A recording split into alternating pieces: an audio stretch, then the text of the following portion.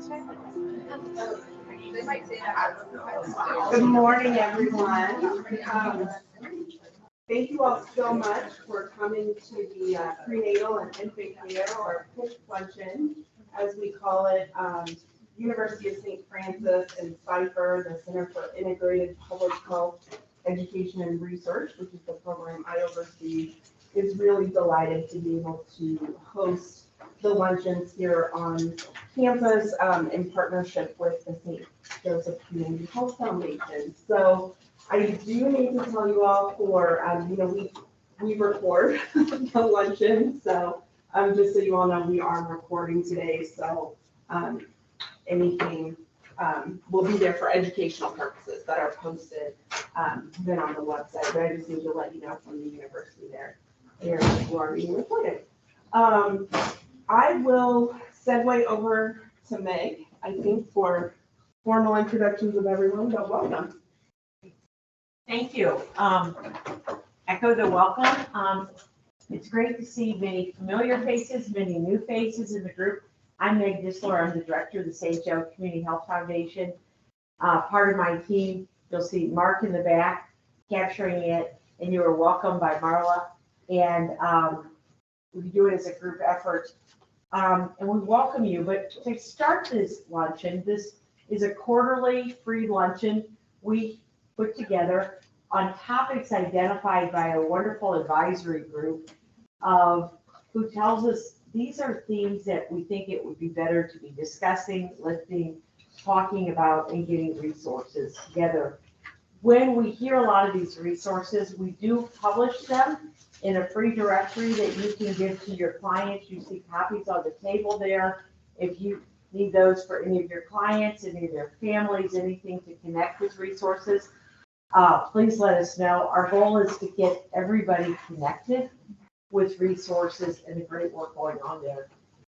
But the first person we're going to open with is Britte Nihart. And Britte has worked as a woman and children's nurse navigator with Parkview since 2020. She's currently supervisor of that team, as well as taking on the newest role of the Allen County FIMR coordinator in 2023. She has a passion for advocating for all patients in the healthcare system, especially pregnant and postpartum women and their families. Prior to her current roles, she's had the privilege of working with the population as an RN in labor and delivery, postpartum, newborn nursery, childbirth education management, and is a certified nurse midwife.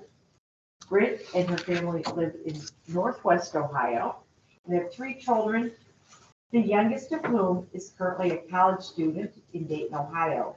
Britte graduated from the Lutheran College of Health Professions in Fort Wayne and with her Associate of Science in Nursing degree in '96, and later obtained her Master's of Science in Nursing from Frontier University in 2011. You have a lot of experience. You get to open us up. Thank you. Thank you. Let's see if I can figure this out. Okay. You can walk around with the thing. I'll probably just hide back here. Okay.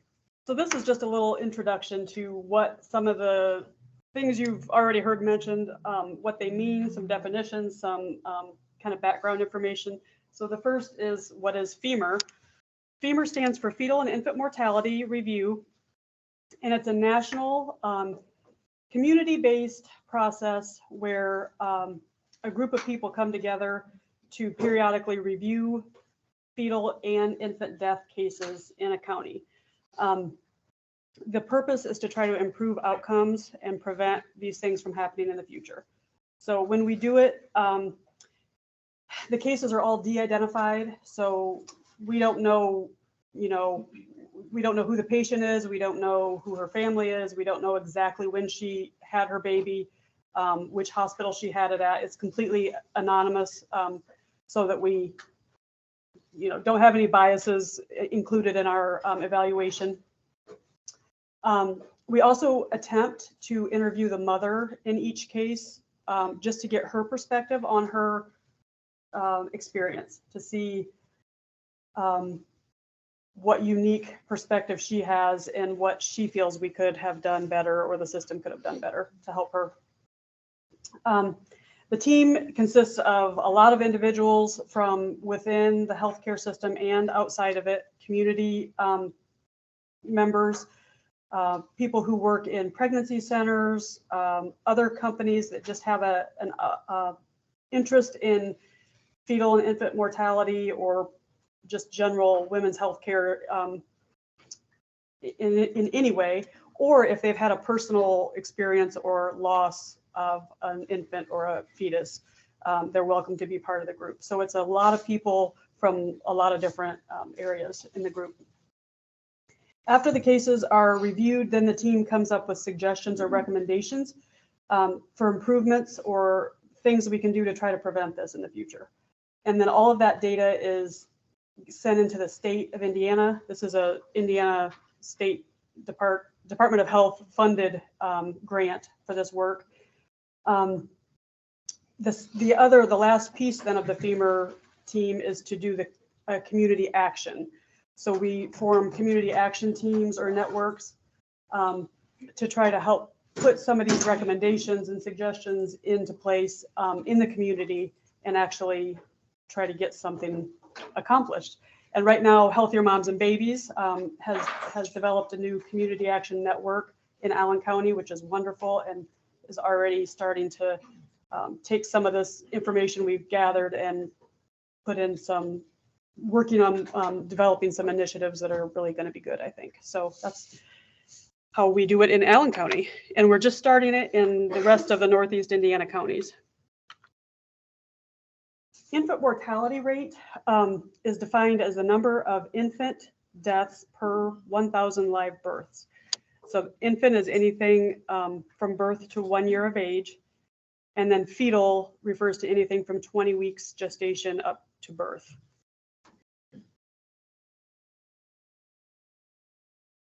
Just a little bit of data that I found. The provisional infant mortality data from the CDC for 2022 was just released within the last month or so. It is provisional, so it's not final, but the news is not great. There was a 3% increase from 2021 to 2022 nationwide, which is the largest increase in 2 decades. Between 2002 and 2021, the infant mortality rate had declined 22%.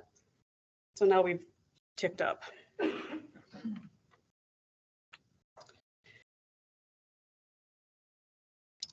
This slide shows the infant mortality rates by race. From 2021 to 2022, this provisional data, only the American Indian, Alaska Native, and white races had statistically significant increases, which is interesting, while the Black infant mortality rate remained the highest of all the racial groups, as it has been. I don't have a slide, but also just to kind of note, by state of residence, the infant mortality rate decreased statistically significantly in only 1 state in the whole US, which was Nevada, and it increased statistically significantly in Georgia, Texas, Missouri, and Iowa. All the other states, including Indiana, remained statistically insignificant, although 30 states saw some increase, and that includes Indiana. Our rate provisionally went up from 6.75 in 2021 to 7.16 in 2022. So we went from 536 infant deaths to 570 in 2022. These were the most common causes of death. The 2 categories with the highest increase were maternal complications of pregnancy and bacterial sepsis of the newborn. The maternal complications of pregnancy, I think, is what we see in our FIMR sessions also. It's a lot of prematurity, which results as from the maternal complications. And then this information is from the State Department of Health. As you can see in Indiana, the Black infant mortality rate in 2021 was by far the highest, at nearly double the state rate.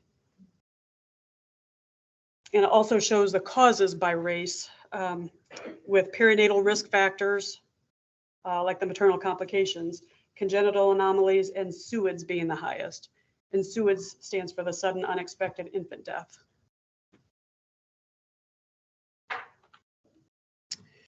This is a little brief snapshot of what we are seeing in Allen County in 2021 and 2022.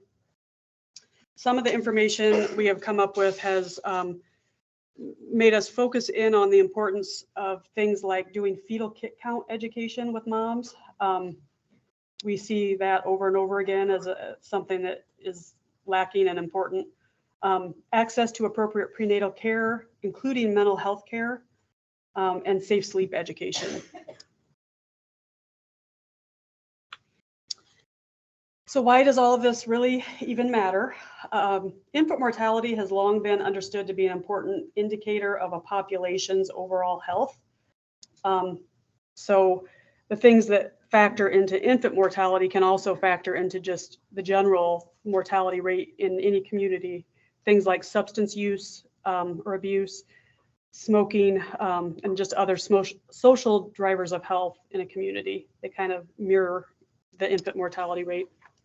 So if our infant mortality rate's going up, probably our entire mortality rate's going up. And the most important way we can honor these little lives that were lost is to learn from them and to be aware of their families' stories, and give them a means of telling their stories. And our hope is that we can help prevent these fetal and infant deaths in the future. Thank you. Thanks a lot.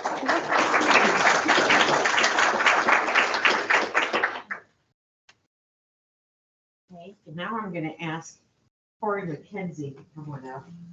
And Cori has always been driven to help others and found her purpose in providing a perinatal bereavement care after her second daughter, Nora, was still born in 2011.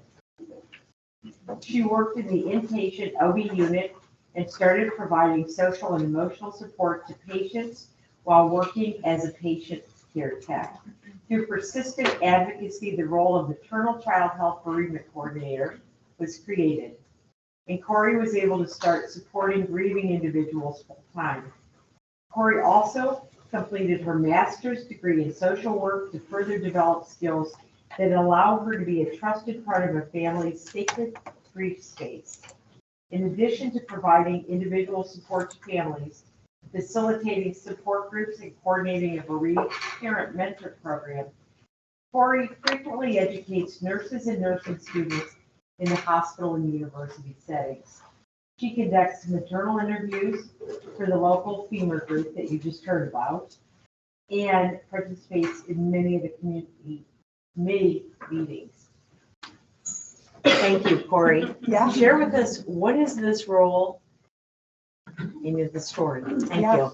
And Britte and I have great continuity by picking the same slide deck, completely by accident. So we look really cohesive, even though that wasn't planned. So I'm excited to be here today, get to share a little bit with you about the bereavement care that I am allowed and able to provide to families. I know Dana and I have been very friendly in our support of each other and the work that we're doing. So I'm profiling Parkview, but I know that she does a lot of these same things over there. And so if I know a patient is going to be delivering with her, I'm always excited to be able to share that, you know, I have a counterpart over there, even though we're on opposite sides of the street. And, you know, I can reassure them that they are going to be in really good hands. So bereavement coordination sounds kind of fancy, and it really just means that I get to do a lot of things as they come up, right? So ultimately, my primary purpose, I guess, is to meet with families offer them some social and emotional support, make sure that they are well connected with resources. I try to meet as many folks as I can in our OB units or in the NICU when the loss is occurring, so that I can help to shape their experience. The nurses marathon through the work. You know, they're there for 12 hours at a time, and they are a really important part of the team. And I come in and I sprint and get to do keepsakes and have those hard conversations that the nurses don't necessarily like to have because they're hard, but they're important to make sure that we're addressing the whole picture of the patient, social, biopsychosocial, emotional, all of those things, spiritual. So education, keepsakes, resources are all an important part of that time that we spend together. I also am able to help prepare and plan with families. So I have Nikki with me today, and the first time we met was actually a couple of weeks ago in our maternal fetal medicine office because they pulled in palliative care. We have a family, you know, with a diagnosis that we know the outcome will not be good long-term. And so having those conversations with the palliative care team, the MFM team, to make sure that we have all of the supports in place and they know what to expect. And they know, do we want to involve NICU? Do we want to just spend quality time with baby? What's that going to look like as things unfold? Answering those questions in advance as much as we can be super helpful to make sure that, you know, you can walk into a very scary and uncertain situation with as much preparation and planning as possible. If you have worked in OB though, you know that things are unpredictable, but we do our best to just adapt as necessary. I also provide follow-up care, try to support those ongoing needs. You know, if you have ever grieved anybody that you care about, you know that the path is all over the place and you might be fine one day and then 10 minutes later you're like, I don't even know if I can get off the couch again. I just need to be here and cry. And so when you're grieving the loss of your baby, that path is very similar, unexpected. And so when I reach out to folks, I always tell them, like, you don't have to work with me. I am more than happy to be here to support you at whatever point in the postpartum period. But making sure that they know when they're ready, I am still there. Follow-up looks different for everybody. Sometimes I will reach out for months and never get a response, and that's okay. And then I have one family that I've been working with for almost 3 years. It's individualized to what each family needs and what is most helpful to them. We will get into support groups a little bit later, but we have a couple of groups at Parkview, including a pregnancy after loss group. It's really nice to just connect with other people who understand the space that you're walking through. We also have a peer support program, volunteers who are pregnancy or infant loss parents who are willing to walk into that space and provide some social emotional support, help with some keepsakes as well, because it's really nice to know that you're not the only person going through this. And I, as a social worker, think that a lot of my work is done from a place of trying to reduce trauma. The experience of losing a baby to stillbirth or miscarriage or emergency C-section, like there's an inherently trauma in this space, in this situation. And I know I can't fix it, but I can hopefully make it a little less terrible. And being able to do those FIMR interviews and even following up with patients later, I'm always relieved when I get to hear, like, it was the worst moment of my life, but it was also the best time because I got to spend time with my baby and I felt well cared for by the staff. And I felt like my baby's life was valued and that we were important. So kind of one of those best worst days, which I think is really great for the families to just make it a little less terrible in those moments. And then pregnancy after loss support, because if you know that a pregnancy doesn't end with a take-home baby, it's much harder to walk into a subsequent pregnancy. So that support can be really key. So just a little bit of things that we do as bereavement coordinators, but it's all good and important work. So this is my why.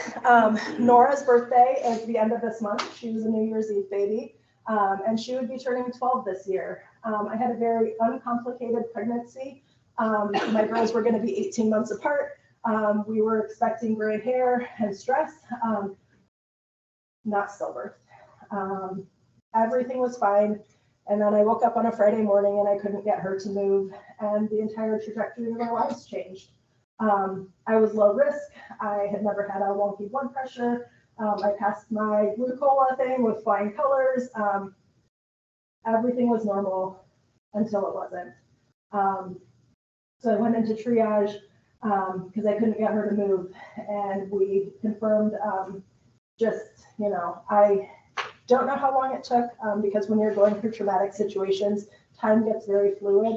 So I don't know if the nurses looked for 2 minutes or 20 minutes for her heartbeat, but they couldn't find it. And we went through that moment of life that no parent ever expects, when my doctor pointed at the screen and said, "Do you see right there? That's her heart. It should be beating and it's not. I'm so sorry, but your baby has died." And in those moments, we were 10 days from her due date. How do you decide what to do next? I reached out to people that had lived similar experiences because I needed to know that I could get through this. And they were the living proof that I could get through this because they had done it. And so they offered us a lot of support and guidance. They said, ask for a photographer, bring a book and read to her, ask to do her bath, get a lock of hair, bring the clothes that you want her to wear because you thought you had a lifetime and now you get this very little piece of time. Make it as meaningful as you can. So I walked into this role, first as a patient care tech and now as a bereavement coordinator, with the goal of trying to make it as good as it can be for the folks that are living through it. I don't go into a lot of detail with my story, but I do let them know that I'm a lost mom because that bridge is really important. I think back to when I was interviewing for my Tender Hearts volunteers, and one of the gals was like, "Cori, if you had walked into my postpartum room after my baby was stillborn and you were wearing mascara, I would have thought there's hope that one day I will be a normal person again." Right? Sometimes it's the little things that make it so that we know that we will continue to make it through a hard moment. So Nora is my why. I will always wonder who she would be if she was here. And in the inpatient world, we do a lot of things to help shape this time together. And in our OB units, we care for patients as young as usually sometimes 14 weeks. So some of the keepsakes are limited by baby's physical size, but we do these all the way up through NICU. Sometimes I get called into PICU and help do some of these things too. But photography is really important. We've got a couple great nonprofit locally called Now We'll Be Down to Sleep that will do photos for free for families. Inked hand and footprints. The smallest baby I have footprinted and inked was 13 weeks. Just got to be brave enough to try. Clay impressions, castings, like the little white foot there, trimming a lock of hair. We have teeny tiny diapers that will fit on all of our littlest patients. Hats, blankets, diapers. Having a teddy bear is important because sometimes you just need something to hold on to because your arms ache for that baby that isn't home with you.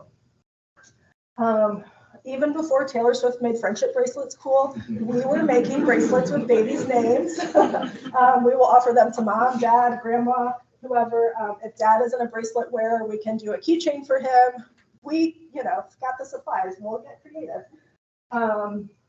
We are fortunate to work with our healing artists at Parkview, and they will do drawings of our babies. They are magicians, I swear, because they come in this cool watercolor pencil thing, and in 45 minutes, they have this beautiful rendering of the baby that the family gets to take home. We started working with the Miro Center, I don't know how long ago, and we can do 3D scans of babies' hands and feet and create keepsakes that are reproducible and durable, which is really amazing because all of these things that they take home, like if there's a fire, heaven forbid, like they would just be gone. But with the 3D prints, we can just make another one. That longevity is really, really cool. And then providing those intentional member making opportunities. We work with Kate's Cart to have a curated bin available so that parents can read to baby. If they are big Bluey fans, and really who is not a Bluey fan, they can watch an episode together and just do some of those normal things that you expect to do with your baby. Visitors are important, letting other people meet baby if they want to share that experience. Just trying to normalize the situation that is very not normal. Local resources, we have a lot of support groups in our area, which I'm so thankful for. If I'm not the right fit, I know that they can go other places and find a good place to connect. So we have groups at Parkview, at DuPont, and we both have the pregnancy and parenting after loss groups available.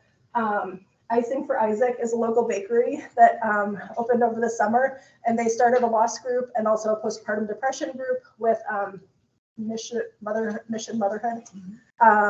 And then they also at Redwood Inn host a loss group for folks that lost older children, which is really amazing and a need because we didn't have anything like that in the community. While we're waiting as a faith-based group for anybody who has lost a child, Healthier Moms and Babies earlier this year started their loss group, and I don't have it up there, but I think the Hope Center still does their one-on-one Bible study for folks that are working through pregnancy loss too. Remembering Rowan is a really great resource that we are so fortunate to have in this community. They are a nonprofit that will pay for funeral and burial costs, cremation costs for families who experience a pregnancy loss or infant death. The only criteria is living in Indiana and losing a baby, so check. They will pay the funeral home directly, usually like $500 or $600 per family. That will cover a typical infant or stillbirth or miscarriage, the funeral home costs and cremation costs. Doesn't usually cover if they do burial because those are outside of the funeral home, but it's a huge relief to be able to offer that to families and make sure that they have one less difficult thing to have to pay for in this process. I mentioned Now I Lay Me Down to Sleep. They do heirloom photos for families, usually come in about an hour, take the photos, edit them, return them to the family. They do a beautiful, beautiful job. Young Mothers of America, they have a bereavement coordinator there. They work with at-risk moms in the community. I only learned of them earlier this summer, but I'm really excited for the growth that they are doing and having. They hosted their first Remembrance Walk in October, right in the heart of 06 at McMillan Park. And I was able to attend, and there were 35 or 40 of us. It was also a very cold, wet, rainy day. So they were excited for that first walk to have that many people, and I expect continued growth there. And then Dana in October also had her 10th anniversary walk to remember, which is a huge event, Huntertown Family Park. Usually 400 or 500 people come, and it's a really great time to just set aside and honor our babies. I'm sure that I missed things. This is a very quick list, and I could talk about this for hours. So holler if you have any other questions. But this work is important. And I know that the hospital can be a little bit of a whirlwind, and that you guys who are involved long-term and home visitors, like you have such an important role in supporting folks in the long term. I know I've had folks that have worked with some of our Healthier Moms and Babies nurse visitors or family advocates, and like they are so thankful for that continued support because you guys just show up for them over and over, and that's so important. So this is what we do, but what you guys do is so important, and I'm so thankful that you're here and learning. And yeah, I probably went over, so thanks.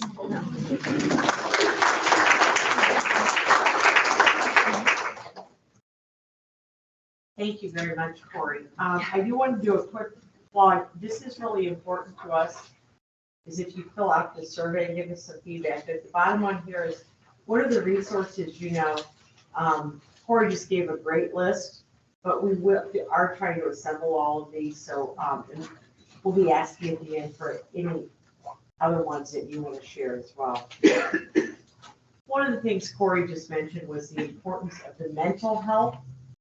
And so I am very pleased that we have the director of Healthier Moms and Babies Maternal Mental Health Program. She's got over 2 decades of work as a family practice therapist. And I'm just going to turn the stage over to you, Glenis. Thank you.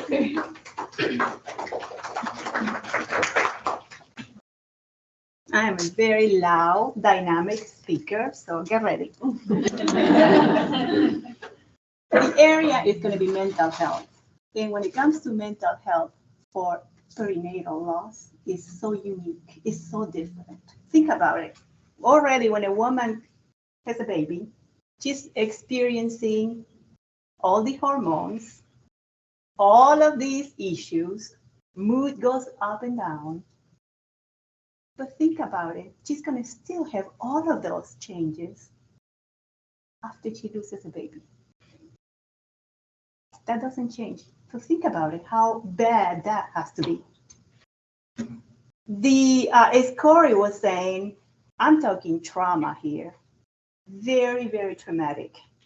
And what I have seen in my experience is us as a society really don't pay attention, or we often minimize it. I hear often, oh, you had a miscarriage? Oh, well, you're too young. You're going to be okay. You have more babies. A baby is stillborn. Oh my gosh. But you know what? Thank God at least happened now. And now when the baby was 5, 6 years old. Again, it goes back to that minimizing it. And it doesn't mean people are mean.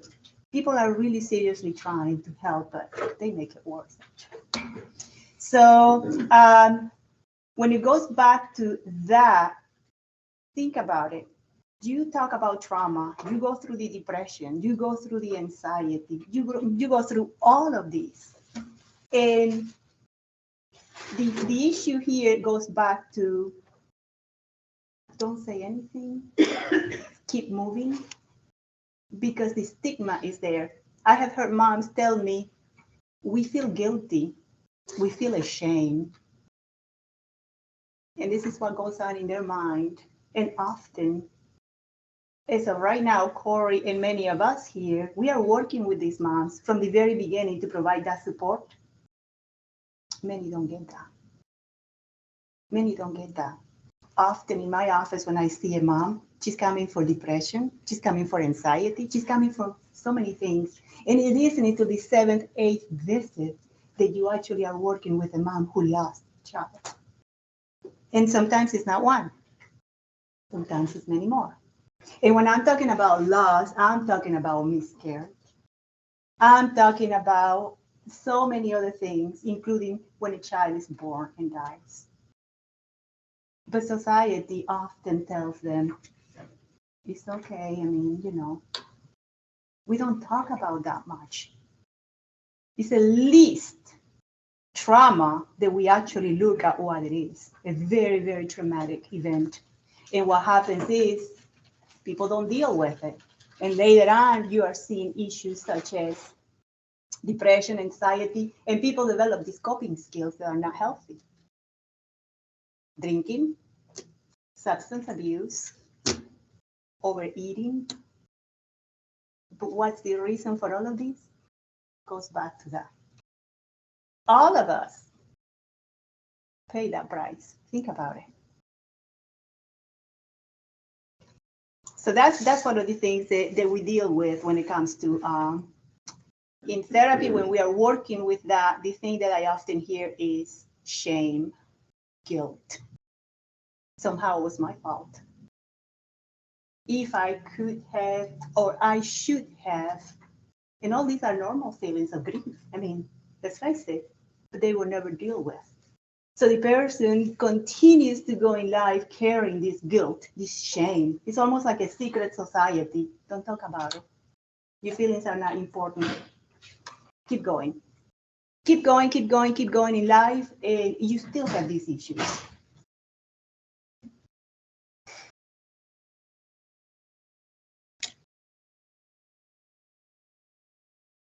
How can we help?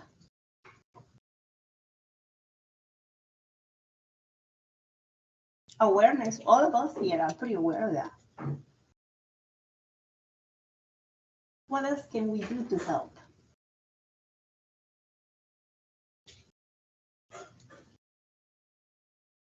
Let's talk about back to the language that we use.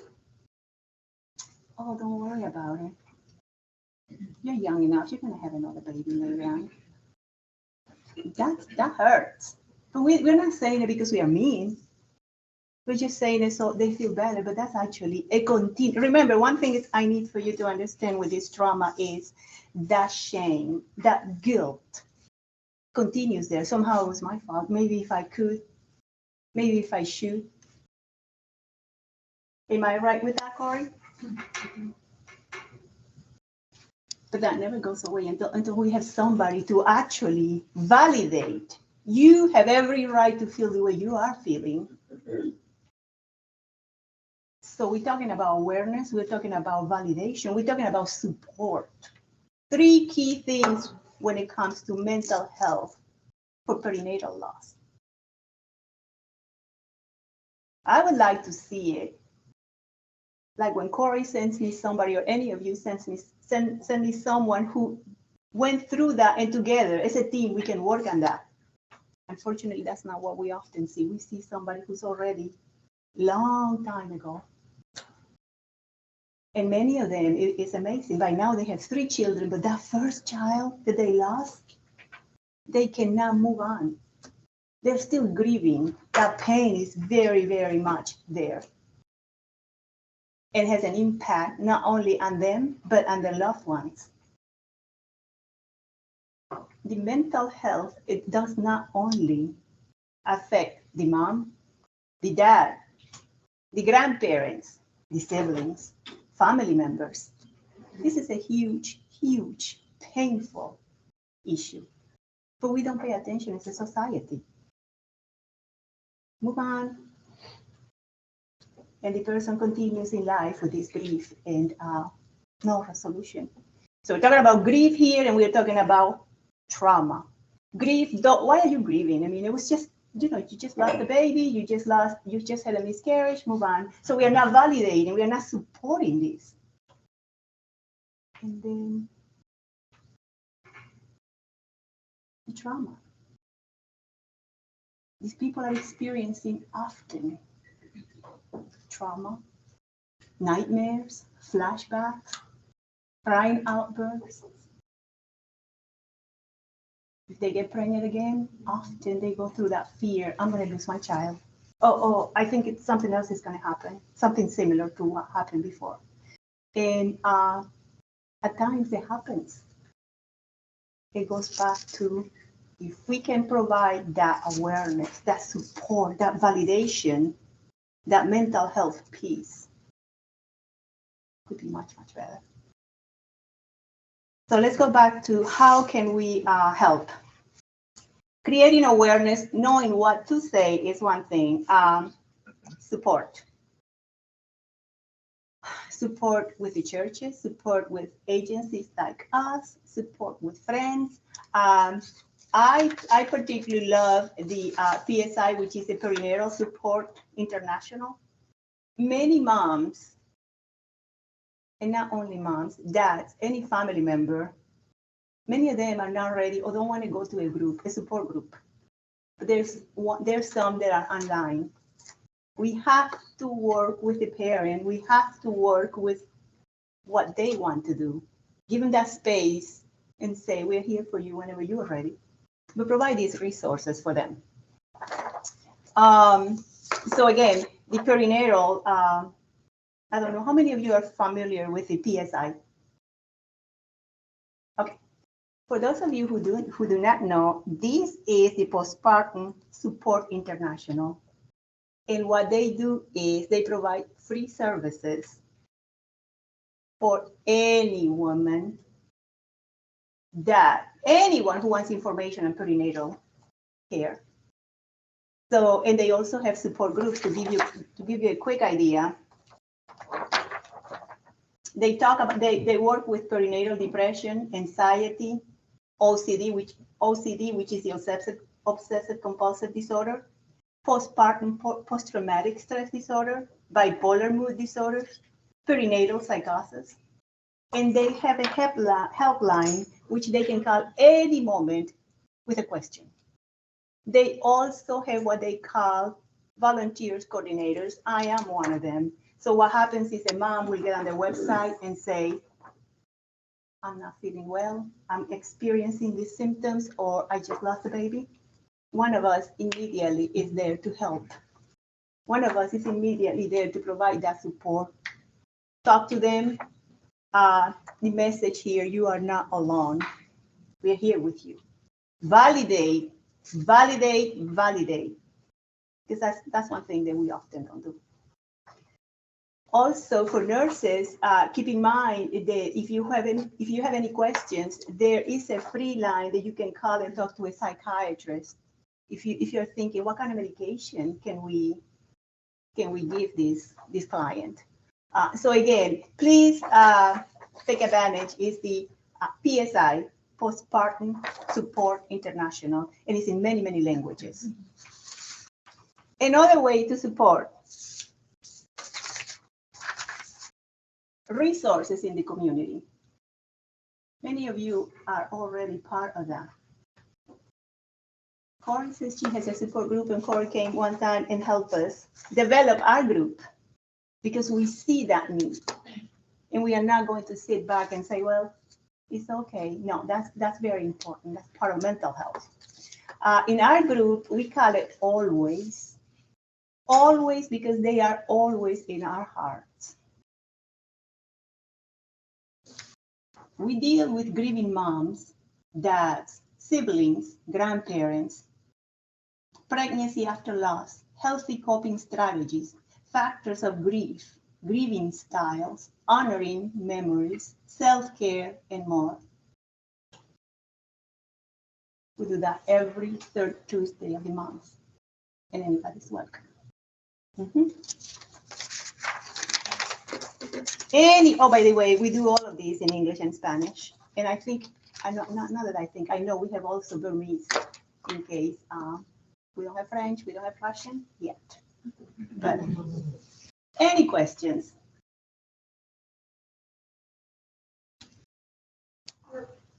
Are any of Help Your Moms and Babies support groups available or open to anyone? Or do they need to be Help Your Moms and Babies? No, that's a very good question. That's an excellent question. No, it can be anyone. Okay. Yeah, we are open to anyone. Thank you. We do have one question. Sorry. You guys provide transportation? We do, actually, very good question. We send them an Uber and they can come to groups because sometimes you're right. All right.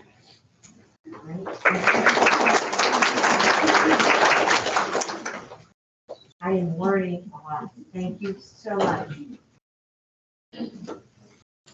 Okay, next, we talked about the mental health. We want to talk about the spiritual health of the mother, the parents. And with that, we have Pastor Brian Spahr. Brian is a husband, a dad, a writer, a hospital chaplain, and an ordained pastor in the Evangelical Lutheran Church in America. He's based in Fort Wayne. His ministry is to create and hold sacred space for people in their struggles, hurts, and grief through songs, stories, and spiritual practice. In 2022, he published his first book, Don't You Care That We Are Drowning? And Other Unexpected Prayers. It's a short collection of stories reflecting on the kind of raw, honest prayers people pray when they are weighed down by crisis and grief. Thank you, Mr. Well, it's good to be with everyone today, and I'm coming to you as a Christian pastor, but I know that in this room there are probably other faith traditions represented, and that is an important thing, I think, to acknowledge because our traditions matter, and the way that we respect and honor the people that we are caring for and walking alongside the spirituality and the faith that they practice or don't practice matters. I work now as a pastor at Messiah Lutheran Church in Fort Wayne, and up until October 17th of this year, I worked for the last 4 years as a chaplain at Parkview. And so I got to work with Cori a number of times. Anytime I got to work with Cori, it was an honor and a privilege, but it was also a terrible day. And I think that you all can relate to that. So one of the things, just as I was listening to you talk, I was just thinking of the role that our faith communities play in the care that we provide for people in whatever kind of loss that they've experienced. And while society as a whole does a very poor job oftentimes of caring well and accompanying people in their loss, I think that the church is a great contributor to the poor care that people receive oftentimes. Because of the faith aspect and the way that it's presented so often, it's presented as an easy answer or a quick out for the difficult conversations. How often do we end conversations with, "I'll pray for you"? And that means that, yes, we will pray, but it also often means, "I want out of here now. And so we're just going to pray because this conversation has gotten really awkward and really difficult." We often hear things like, "Oh, you lost your loved one. Your baby just died. You just had a miscarriage. God must have needed them more than you." What a horrible thing to say to someone who's grieving. And the church often perpetuates those things in a way that contributes to a negative spiritual health. And I personally can't separate the spiritual health and the mental health. I think that they're an integrated whole. And so what I've committed to do as a person who serves in faith communities is to be a person who advocates to create and hold space for people in their grief. And the way that I've found the opportunity to do that is through writing and art and music and storytelling. And then creating that space and holding that space and allowing it to become sacred so that people can just be seen and be heard, and to have their grief and their hurt and their loss acknowledged as it is, without a simple answer at the end of it. And so I want to just acknowledge those things, and I want to share a story and a few words with you as well, because this particular child loss is something that is very personal to me. I baptize you in the name of the Father and the Son and the Holy Spirit. It's normally a very joyous occasion whenever I get to proclaim those words, but on this particular day, it wasn't. Baptism feels very different when you're in the neonatal intensive care unit. You don't gather around a font in a church building.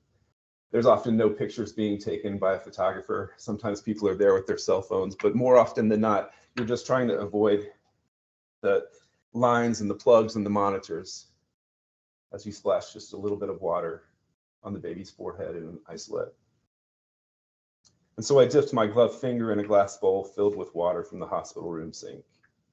And I reached in and I carefully splashed the drops of water on the forehead of this precious baby boy, saying, "I baptize you in the name of the Father and the Son and the Holy Spirit." He was born almost 4 months premature, and things were not looking good. So then I anointed this little head with oil, and I said, "This child has been sealed with the Holy Spirit and marked with the cross of Christ forever." And then a few moments later, he took his last breath as his parents looked on in stunned silence. They were devastated. And so I sat with them for a while. We talked a bit, but mostly we sat in silence. And finally, when the time felt right, I offered my condolences and I stood to leave. And I stepped toward the door. The dad spoke up and he said, "You know what? This sucks." And he immediately apologized, knowing that I was a chaplain. And he said, "I'm sorry if you were offended." I wasn't. But I sat back down and I said, "It really does. It really does suck." He went on to say, "Our friends have been telling us that everything is going to be okay. They've been telling us to trust God and that God has a plan. Well, if this is God's plan, then God's plan sucks. I'm sorry if you're offended." I wasn't.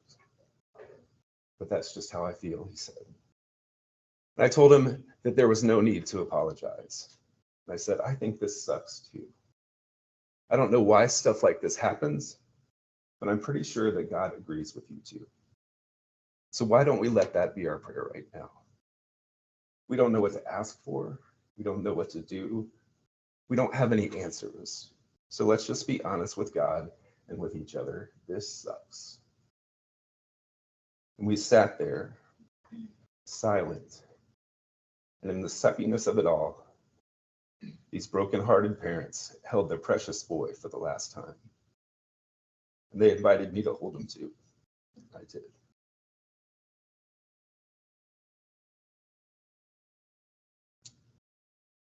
I held that precious baby and cried with his mom and dad. And I'm pretty sure God was crying too. It was beautiful and holy.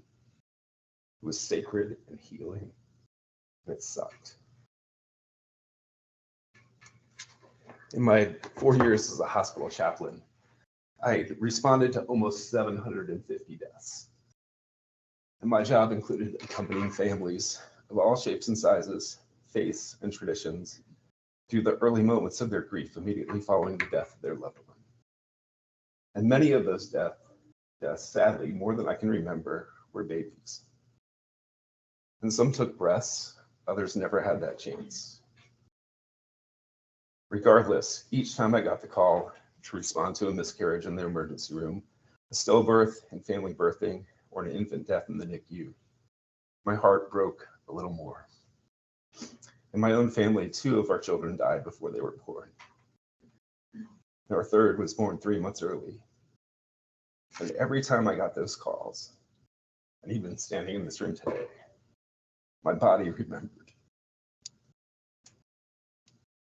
My body remembered the hurt and trauma of those experiences. And my mind flooded with the countless well-intentioned but senseless things that people said to us at our loss. My heart would race, much as it is now. I didn't ever want to go, but I went anyways. Not just because it was my job. I mean, it was my job, but I went because I knew the sacredness of those moments. I saw time and time again those awful spaces transform into holy ground. And I knew the divine was present amid the suffering. And so I went, remembering the prayer one of our nurses placed on the window of my son's isolette, the place where our 1 pound, 11 ounce baby fought for his life. Lord, bless this family with all the love that heaven can release. Send angels down to protect and surround this family with your peace. When danger draws near, be always there to lift the fear away. Lord, give this family the strength and grace to do your will each day. We prayed that prayer nightly over him for the 8.5 weeks that he was in the NICU. It was an awful and terrible and traumatic and holy time. We still pray that prayer nightly, together as a family. He's now 16 and my daughter's 13. We had to induce her. She showed up late and it's been late ever since. But we pray this prayer together because it reminds us that there is always danger and darkness. There is always pain, grief, hurt, suffering. All that stuff never really goes away. And God is with us through it all. The divine walks with us in our hurt, loss, and grief, and makes those spaces holy.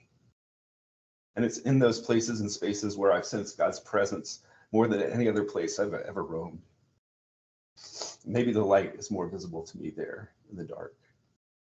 Maybe my inability to make sense of it all helps me become more attuned to the holy. I don't really know, but regardless of our faith tradition, I believe that our grief is sacred ground. I believe that tending well to our spirit and child loss is essential to our healing.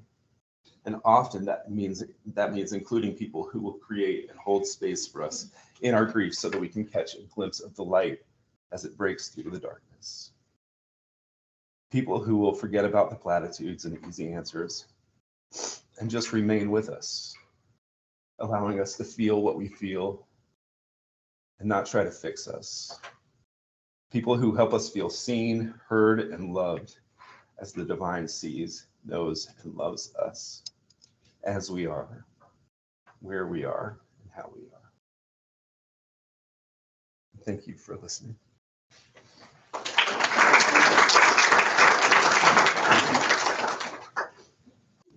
Yeah, I think you have the panelists come up and sit up here. We're gonna do a little bit of just Q&A, any questions you've come up with. And I'm very happy that we have Dr. Amelia Clark. And she introduced herself, but I want to tell you a little more why she's a special lady to have with us today.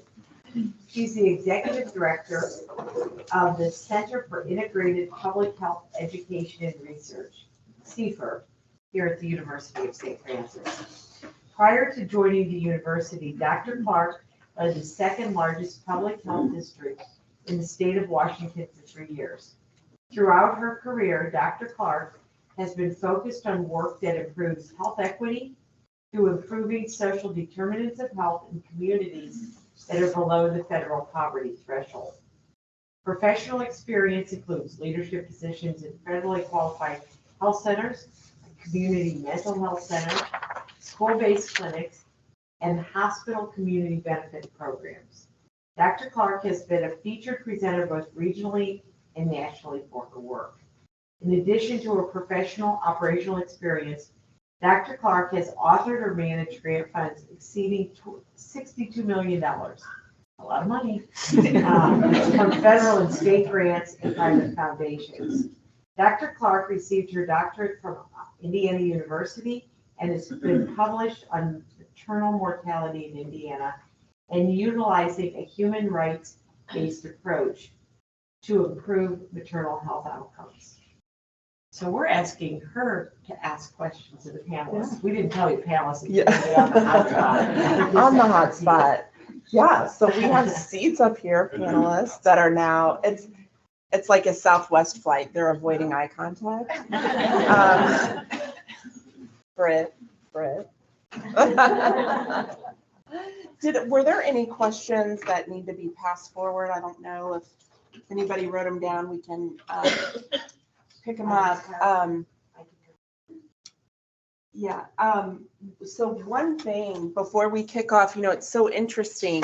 In my work for maternal mortality, I've interviewed a lot of moms. And I think particularly, Glenis, when you were speaking, this quote from a mom kept coming back to me. She kept saying, when I was pregnant, I felt importance. I was like a shiny package. People bought me stuff. They had parties. We were all so excited. And then when I had the baby, I just was like a discarded wrapper. And I thought, wow. And that was in a positive birth outcome. So thinking about how that would apply to women that you were describing, it really just kind of hit home that there is a humanness and a part of it that we don't consider, we don't think about oftentimes in our work and in our healthcare, even though we are right there while it's happening. So I want to first kind of poll the audience to see if you have any questions. I have some questions prepared, but curious if anyone has anything. I can just jump in. All right, so one question I did receive, and Britte, I'll start answering first, and if you want to add on to it. Why does data take a year, right? So sometimes we, when we're looking at data around any kind of disease state, it usually takes a year to 2 years to get data. And I can tell you from my experience and everything that I've looked at, data takes a lot of work to scrub. And what I mean by that is, we have the fetal infant mortality review here in our community. Not all communities have that. So in communities that are not fortunate to have that, the state has to do more work to get the data to have that go into the state reports. And then once it gets to the state, an epidemiologist has to review it. They have to have medical review of it. So that's why it oftentimes takes a long time for data to all come into the same repository. They also have to, it's not as much with infant mortality, but with maternal mortality that I research and review,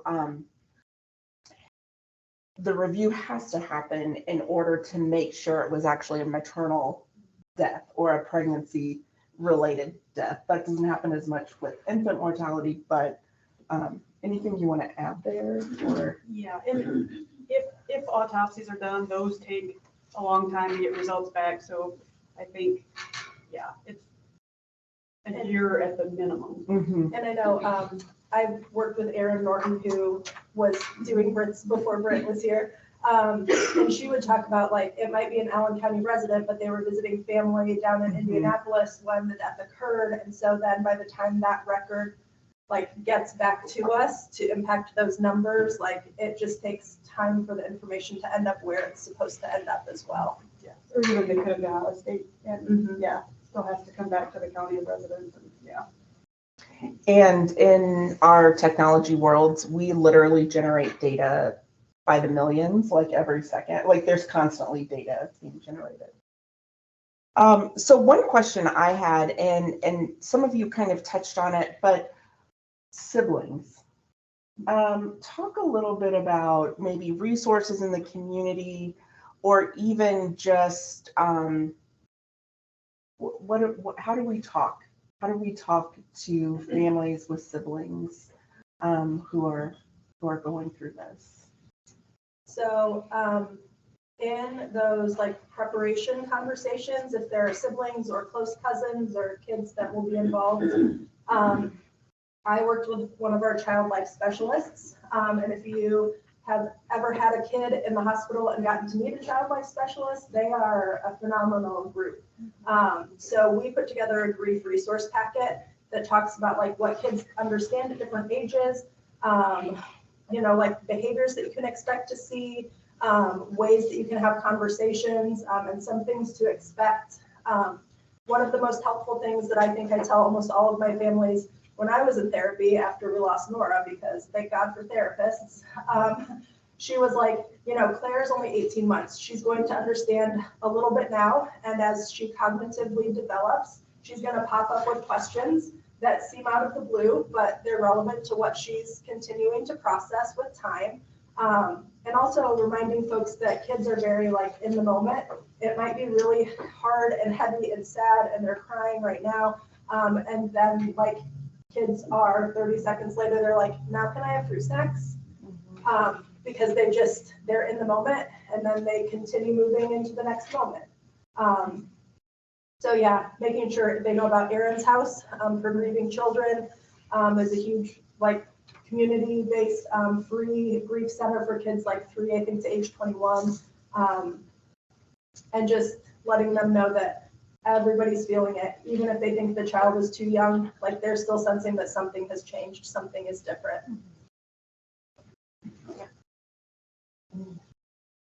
Usually when I get them, unfortunately, that has happened a long time ago. So we do have family dynamics. We do the family counseling, and what are the values in this family? What are their dreams? What are their goals? We do a lot of self-care, but again, we do recognize that loss and validation, validate those emotions always. One thing I was curious about in just preparing for today and reading through some of the different community programs and trying to put together what our resources here. I found here in Indiana we have like 5 perinatal palliative care programs, and that there is one that the Diocese of Fort Wayne South Bend has, and then there's also a private counseling center here locally that has one. It's called Charis et Veritas. Do we know if there are any other perinatal? I was just this is the group to ask that question to. Do we have perinatal palliative care? Do we? I mean, I'm sorry, it's going to become the Cori show. So we work in tandem, like, with our normal palliative care and hospice. One of our physicians and one of our social workers are usually the 2 that come down, Laura and Dr. Yu, and they step into that space alongside me and our MFM social worker and the patient care coordinator and the family, and we walk through all of those questions and steps and options, and sometimes they want palliative care and sometimes they don't. But we have that whole planning conversation utilizing kind of a subspecialty team within our palliative care. And one of the other things we talk about is hospice. If baby survives longer than we anticipate and they're able to go home, just letting them know that we can get hospice engaged and rolling within just a handful of hours so that they can continue that care at home. I think that there's probably a couple of nurses and social workers that are more comfortable with that perinatal or infant palliative care. And maybe community-based. Earlier this year, I had a family that baby had been on hospice for like 4 months, and we had talked about keepsakes like when they were in the hospital. And so I did a home visit and I did castings and clay impressions and things. I was like, just because you're at home doesn't mean that you don't get those things still. So I know I try to make sure that we meet all of those needs regardless of the setting. Dana? DuPont is currently using still water, and we're starting something new, and none of us really know how it's going to work, where they will come in and take over that hospice care in the hospital. So maybe in NICU and things like that, they'll work alongside the NICU nurse and provide those, and then follow them if they do go home. Because sometimes there is comfort in being able to be at home and not be with the machines and with the, all the things that are in hospital rooms or in NICUs. Sometimes there can be that comfort for the family. I like what you're saying, because that's a sense of control, a little bit of control, something that you cannot control, but at least let me get a little control over that. Want to pull any questions that are coming up? Yeah. I have a question. Are there any certain populations or communities that have different cultural practices around death or around birth, and have those come up for you, and what does that look like in this? Yeah, in responding to things like miscarriage in the hospital, that was something that we were highly aware of. In certain cultures, like in some of the Burmese cultures, when a fetus would die internally, they didn't consider it a life at that point. And so when we would present things like and I'm probably speaking too broadly, but when we would present the opportunities for either burial or disposition by Parkview lab, oftentimes there was no question about that because there was no need for a burial. Other traditions have a need for a child to be buried within 24 hours. And so if there's required lab studies and things like that, so we have to expedite the lab studies for that to happen so that we can honor their tradition. But there's so many broad traditions. One of the things that is, it feels almost taboo, but that's one of the questions that we ask in that kind of care is are there any faith considerations? Are there any things that would be helpful for us to know about your faith tradition so that we can best care for you and help facilitate that for you? And I use that question too. Are there any faith practices that would be meaningful to you so that we can kind of flesh out what that might look like? Because there is a whole huge spectrum, and we want to make sure that we're able to honor whatever practices. I've had a few families that have pulled in some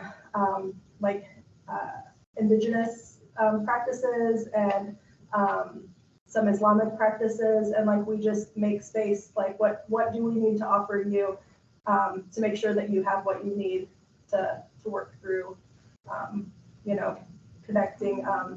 The chaplains were always really great at we can reach out to whatever faith leader, whatever tradition, and make sure that they're here when we need them to. So yeah, just responsive to whatever request. And sometimes, I talked about a lot of keepsakes and things. Sometimes there are families that are I don't really want any of that.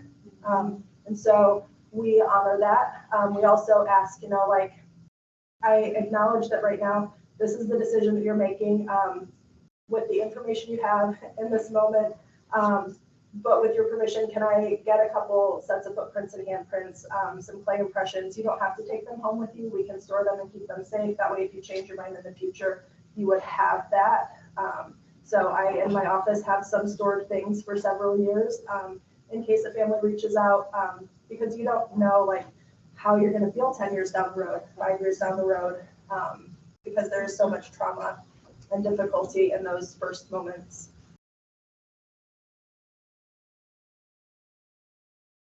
Yeah. In addition to the trauma that certainly the family is going through, I've observed that some of the care providers, it's very traumatic, especially if they've been working with a family for a period of time. Could you talk a little bit about how do you care for the team?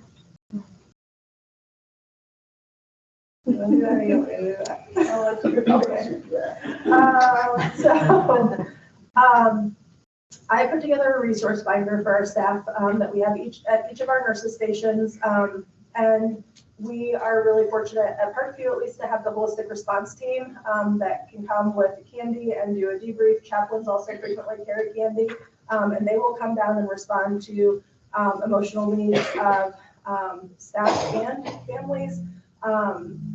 To help kind of shoulder some of that. Sometimes you talk about like intrusive or looping thoughts, keeping on re-seeing that thing that you just can't get out of your brain. And so then we're like, okay, do you have a therapist yet? Is EAP a better option to get you in? I know if we call the EAP number, it's like, hey, we're open these hours. But also if it's an emergency, you can call this person on call, and we will get them connected with the right person to help. There's a lot of medical debriefs that happen to just like walk through the process, what went right, what didn't go right, how could we have responded better. And I know like I will check in with some of the nurses after a particularly stressful situation, or if the lead is like, hey, they're still really focused on that event, would you take some time to talk or text them and just try to help them stay ready to care for the next patient. Depending on the setting, I think it can change. In the hospital setting, one of the things that we did was we would try to have strong relationships with the nurse leads in the different areas. And so we could check with the nurse lead to check and see like how the bedside nurses were doing. If there was a sense that, because oftentimes, like especially like in the NICU or family birthing, there would be things that would come in clusters. And so we'd have, a stretch where there'd be no fetal deaths, and then we'd have 5 in a week. And so oftentimes then the nurse leads would invite us to come and just meet with the staff at shift change and just to be there, just to offer support and just to sit down and let people swear at you and yell at you, whatever needs to happen. But then also directing people in the right avenues for therapy, and chocolate goes a long way. I think that's actually a very good question, because you are absolutely right. But at the same time, it's like, we care.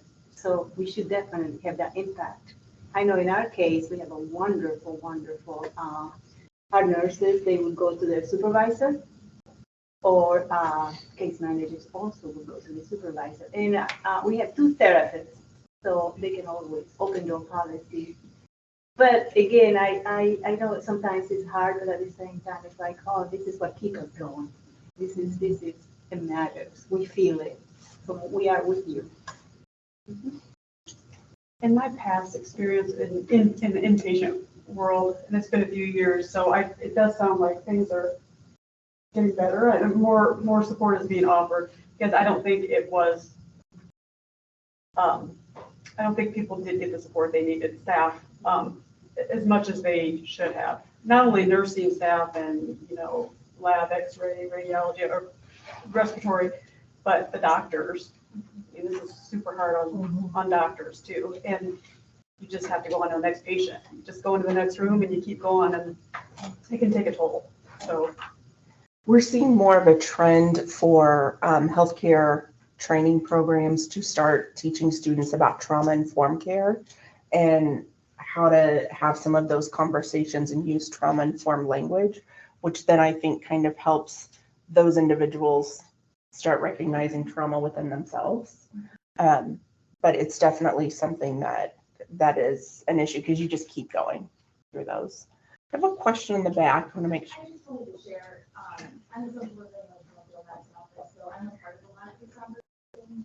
I didn't realize that I still had unresolved grief from my silver until I started working at Parkview in this position. My baby girl will be 16 in January. And I, a lot of times can't handle these meetings. I just can't handle it, but it's has been feeling for me the support that is available.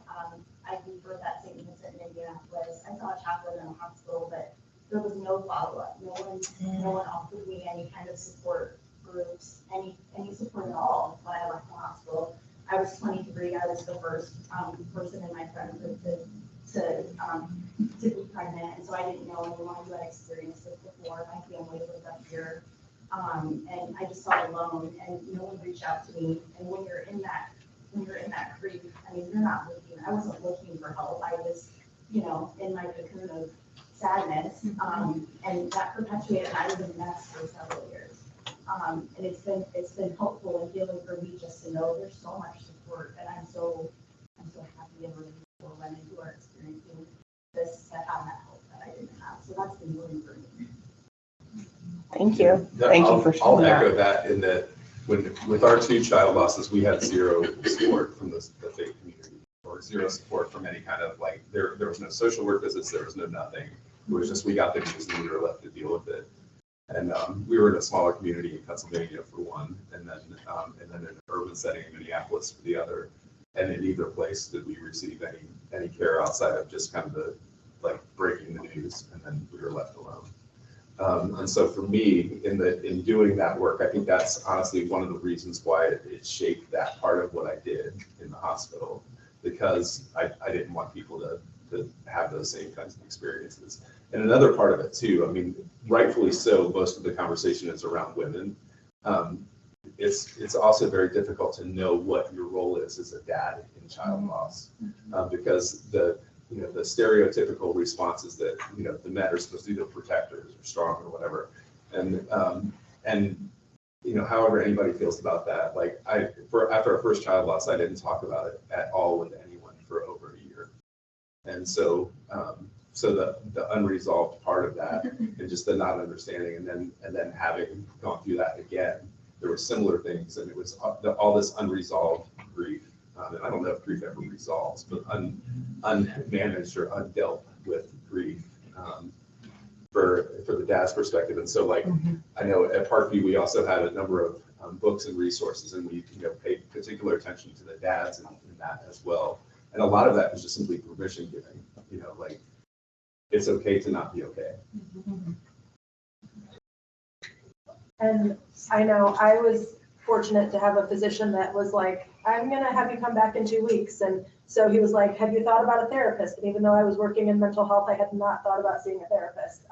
So I was thankful for that, kick in the pants and phone number to be like, I should reach out to somebody to process this, because nobody teaches you how to grieve well. Nobody teaches you how to grieve your child.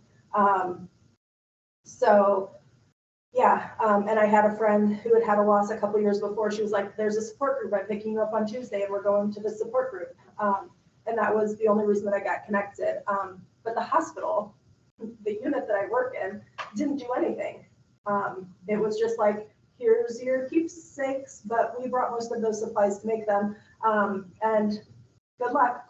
We'll see you when you're pregnant again.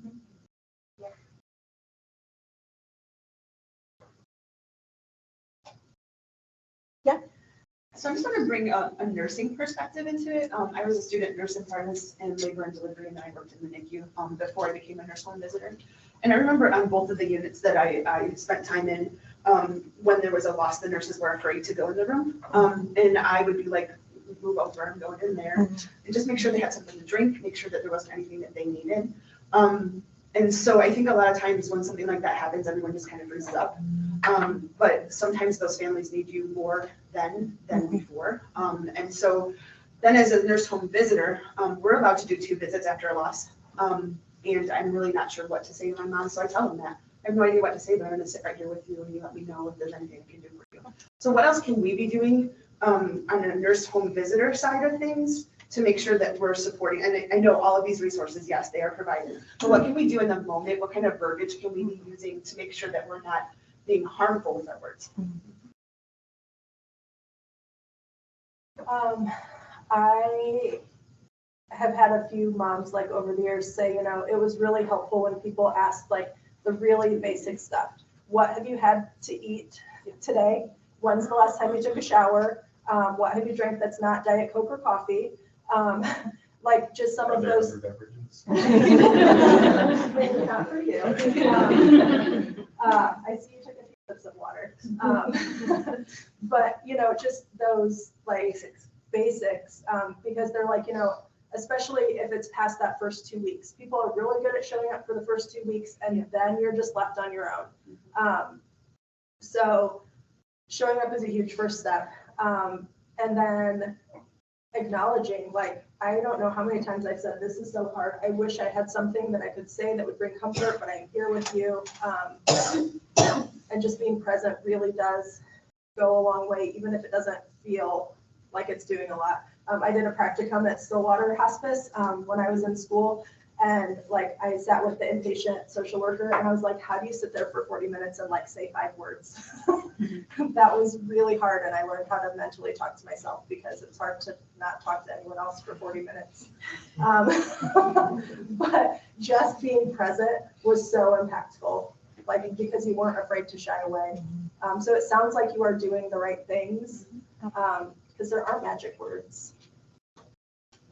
I think a lot of it is just that affirming, you know, like if someone says this is hard, you know, affirming, yes, this is hard.